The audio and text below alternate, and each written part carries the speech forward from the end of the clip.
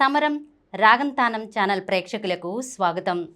నేడు ప్రజాకవి కాళోజీ గారి జయంతి సందర్భంగా ప్రజా కవితా శరాలు కాళోజీ అక్షరాలు అనే అంశంపై ప్రముఖ కవి రచయిత జూకంటి జగన్నాథం గారు ఏం చెప్పారో తెలుసుకుందాం.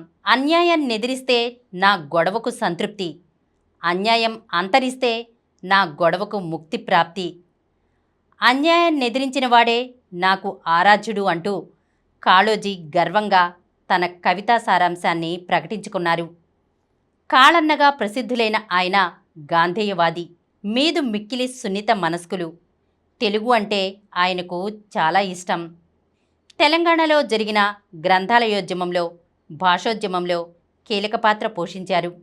బడి పలుకుల భాష కాదు, మనకు పలుకుబడుల భాష కావాలి అని నినదించిన ప్రజాకవి కాళోజీ జయంతి నేడు.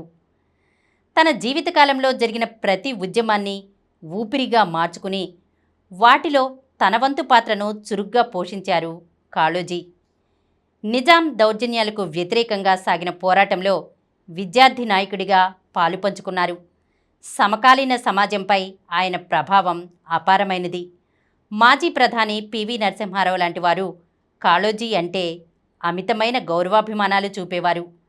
కాళోజీ నారాయణరావు 1914 సెప్టెంబర్ 9న ప్రస్తుత కర్ణాటకలోని బీజాపూర్ జిల్లా రట్టిహళ్లి గ్రామంలో జన్మించారు. తల్లి రమాబాయి, తండ్రి గంగారావు. నిజాం కాలంలో భూముల గణాంకాలు చూడటానికి వరంగల్ జిల్లాకు వచ్చి మడికొండలో స్థిరపడ్డారు.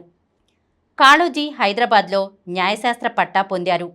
తెలుగు, ఉర్దూ, హిందీ, మరాఠీ, కన్నడ, ఆంగ్ల భాషల్లో కవిగా ఆయన సుప్రసిద్ధులు. ముఖ్యంగా రాజకీయ వ్యంగ్య కవిత్వం రాయడంలో కాళోజీది అందవేసిన చెయ్యి. నా గొడవ అంటూ ప్రజల వైపు నిక్కచ్చిగా నిలబడి సమకాలీన సమస్యలపై కవిత్వం రాసిన ఆయన రాజ్యం మీద అక్షరాయుధాలను గురిచూసి సంధించిన ప్రజా వైతాళికుడు.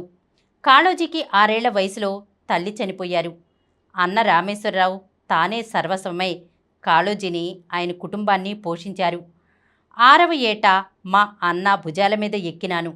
అతను చనిపోయేదాకా దిగలేదు. నేను అతని భుజాల మీదకి ఎక్కడం గొప్ప కాదు, నాకు 70 ఏళ్ళు వచ్చే వరకు అతను నన్ను దించకుండా ఉండడం గొప్ప అని సోదరుడు చనిపోయినప్పుడు కాళోజీ గద్గదమయ్యారు. శాసనమండలిలో స్వతంత్ర సభ్యుడిగా 2 ఏళ్ల పాటు పనిచేసిన ఆయన నాటి ఆంధ్రప్రదేశ్ సారస్వత పరిషత్తు వ్యవస్థాపక సభ్యుడు, తెలంగాణ రచయితల సంఘం అధ్యక్షుడిగాను సేవలందించారు. కవి, రచయితగానే కాదు, అవసరమైనప్పుడు రాజకీయాల్లోనూ ప్రజాపక్షం వహించారు. 1977 శాసనసభ ఎన్నికల్లో ఖమ్మం జిల్లా సత్తుపల్లి నుంచి నాటి ముఖ్యమంత్రి వెంగళరావుకు వ్యతిరేకంగా స్వతంత్ర అభ్యర్థిగా పోటీ చేశారు. ఖలీల్ జిబ్రాన్ ది ప్రాఫిట్ను కాళోజీ జీవనగీత పేరిట తెలుగులోకి తీసుకొచ్చారు. దానికి ఏపీ సాహిత్య అకాడమీ అనువాద పురస్కారం లభించింది. 1992లో భారత ప్రభుత్వం కాళోజీకి పద్మవిభూషణ్ పురస్కారం అందజేసింది. గాంధీజీ ప్రబోధించిన అహింసా మార్గాన్నే కాళోజీ అనుసరించిన ప్రతిహింస తప్పని సందర్భాలు అనివార్యంగా ఎదురవుతాయని అంగీకరించారు. పాలకులు చేసే అన్యాయాలు, అక్రమాలను బ్రతికినంతకాలం తన ప్రభావవంతమైన ఉపన్యాసాలు, కవితల ద్వారా ఎదుర్కొన్నారు. నిజాంను తీవ్రంగా వ్యతిరేకించడం ద్వారా తన కవితలను పదునెక్కించిన ఆయన 1939, 1943లో 2 సార్లు జైలు జీవితం గడిపారు. 1956లో ఆంధ్రప్రదేశ్ ఏర్పడినప్పుడు పాములపర్తి సదాశివరావుతో కలిసి తెలంగాణ ప్రత్యేక సంచికను విడుదల చేశారు. తెలంగాణకు జరుగుతున్న అన్యాయాలను నిరసిస్తూ ప్రత్యేక రాష్ట్రం కావాలని నినదించారు. అందుకోసం జరిగిన అన్ని ఉద్యమాలలో పాలుపంచుకున్నారు. జయప్రకాష్ నారాయణ్ చనిపోయినప్పుడు పుట్టుక నీది, చావు నీది, బతుకంతా దేశానిది అంటూ కాళోజీ నివాళులర్పించారు. తన జీవితాన్ని ఆయన అలాగే ప్రజలకు అంకితం చేశారు. ఒక సిరాచుక్క, 1,00,000 మెదళ్లకు కదలిక అంటూ ఆలోచనా జ్యోతులను వెలిగించిన కాళోజీ 2002 నవంబర్ 13న కీర్తిశేషులయ్యారు.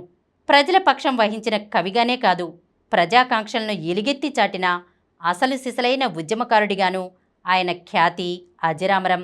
కాళోజీ తెలుగు భాషాభిమానమైతే నిత్యం స్ఫూర్తిదాయకమైనది. అన్య భాషలు నేర్చి ఆంధ్రమ్ము రాదంచు సకిలించు ఆంధ్రుడా చావకెందుకురా అంటూ తెలుగువారిని కాళోజీ హెచ్చరించారు. ఆత్మాభిమానంతో కూడిన తన కవితా ప్రకటన ద్వారా అమ్మ భాషకు దూరమైతే అస్తిత్వానికి విలువలేదని స్పష్టంగా చెప్పారు. నేడు ప్రజాకవి కాళోజీ జయంతి సందర్భంగా ప్రముఖ కవి, రచయిత జూకంటి జగన్నాథం గారు ప్రజా కవితాశరాలు, కాళోజీ అక్షరాలు అనే అంశంపై ఏం చెప్పారో తెలుసుకున్నాం కదా. మరొక అంశంతో మళ్ళీ కలుద్దాం. ఈ కార్యక్రమం మీకు ఎంతో నచ్చింది కదా.